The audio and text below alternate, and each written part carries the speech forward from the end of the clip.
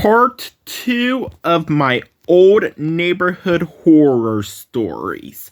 Now, this is going to be a serious video of me talking about my lockdown experiences and suspicious activities of my years of school. And there was quite a bit, and there was also threats that's been going on. Plus, I'm going to tell you all about the Pizza Hut incident, which happened 20 years ago, which I've regretted doing and have never happened ever since. So this is also going to be part of the story about that. So first, I'm going to tell you all about what had happened in my years of school. You know, with all the weapon violence and school shootings that's been happening, that bothers me a lot. So I'm going to tell you all the true stories that has happened about that. So I remember when I was in elementary school, when I was in the 4th grade, I remember during the SATs, this teacher ripped up this girl's drawing because she didn't do her SATs. And she called the teacher a bitch, and she smacked the teacher's face and ran off from school, stormed out of the building. Well, they had to call the mom to come pick her up because everyone thought that she was going to come back with guns and was going to shoot up the school. So the mom found her and they drove her back. I remember that Monday she was sent to an alternative school because she didn't finish her SATs. As a matter of fact, she didn't do it. Well, that day, there was this man, very suspicious, that was wearing a black hoodie over his head and had walked to the window of our 4th grade classroom. Remember, the principal came out into the classroom and said, "What are you doing?" And he did not answer. So he grabbed something out of his hoodie. We thought it was a rifle.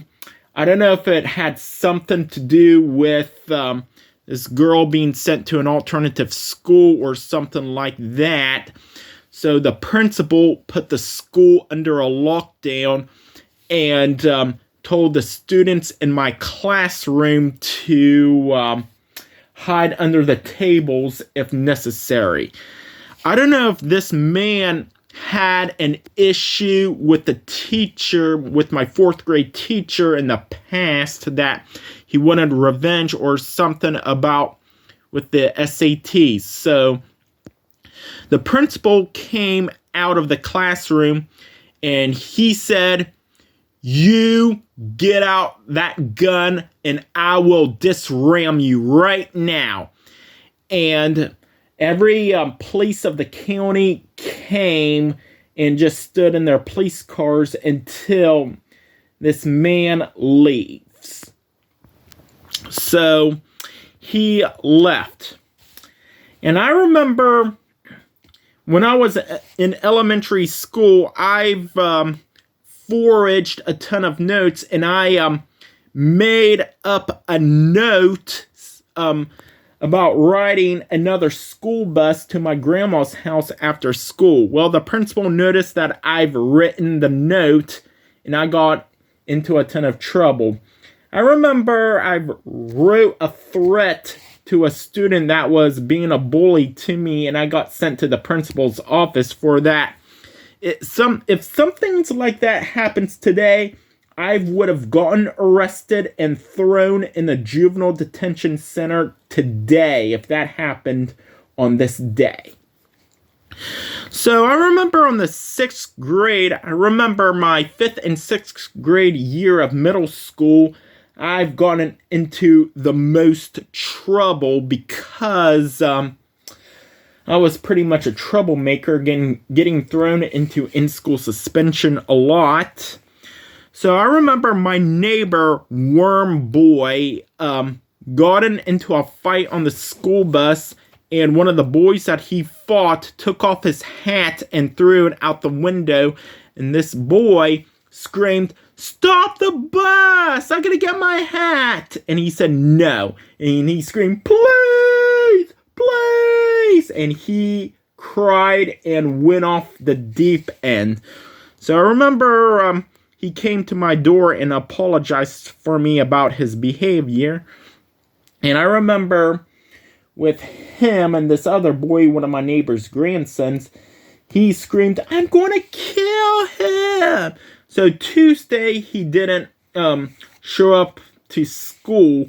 But on Wednesday, I remember arguing with his stepdad if he can borrow his gun so he can shoot this boy. So I was scared beyond belief. Is he going to shoot up the school bus? So I was scared. So he did not bring his gun on the school bus. So I was afraid of that.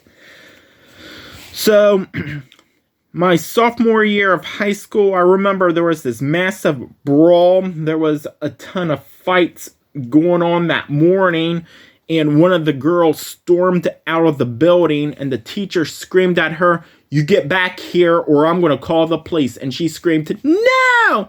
No!" And you can hear her screaming outside this galaxy as she was storming out of the building. And, you know, I used to have anxiety real bad that I had to go to a quiet place at the school. So it was in the hallway, and I watched her storm out of the building, and the principal walked up to me and said, "Where are you supposed to be? In the galleries?" Oh, and the principal threatened me, by the way. He said, "If you stand on that property again, you're suspended." So, I almost got suspended because of my anxiety.